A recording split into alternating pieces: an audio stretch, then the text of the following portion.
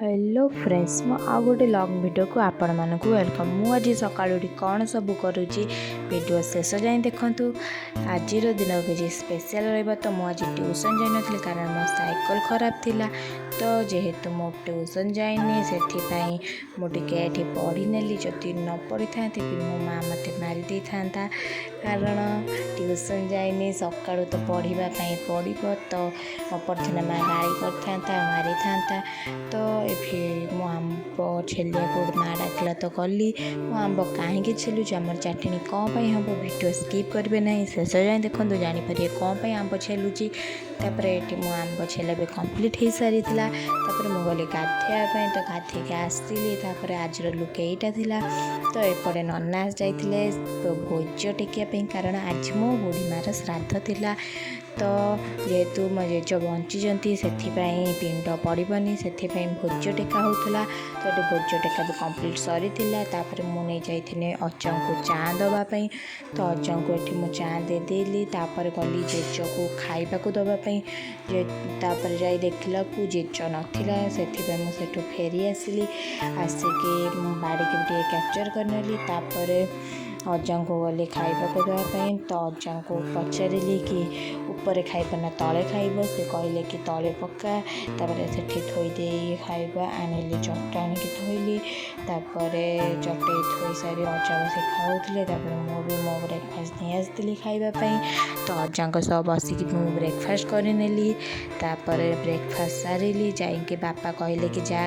दुकान सफल आणबू तो आम घर पाखर थी दुकान को गली से गोटे सफल आनली तो सेठू मु आणिकी माँ कौन से लोकटा को कहली कि दुकान वाला को कि सफल नहीं जाऊँ बापा कहले कि सफल नौ गोटे तापर सेठू मु बाहरी आसली।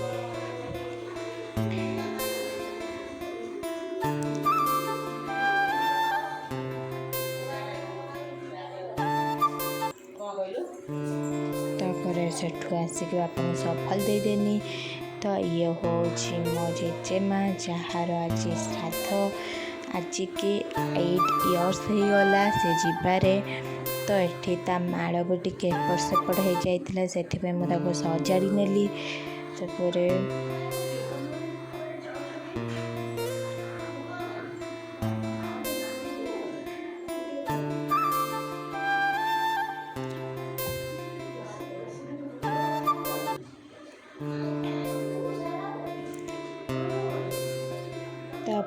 सजाड़ के जगार रखिनेली सेठू बाहर आसली आसिकी मो बापा से बसिक दही छिड़की दही फेंटुले तो बापा गले कि कम से मत कहीदे गले कि तू ये दही फेंटू था तो मुझे दही फेंटी सारी कारण आम दही फेंटी होता से पड़े भाउज भी दही फेंटी प्रिपारेसन चलता। तो आज जेहेतु बुढ़ी माँ श्राद्ध पड़ी गुरुवार से किसी प्याज रसुण हो नाला से अरुआ भात डालमा दही भेंडी शाग मुग तापर चाटणी तापर शाग भजा तो आपण मानक तो कहली कि गुरुवार पड़ता से हेनी बोली मु गली कि वीडियो शूट करने तो मुझे रेडी हो गली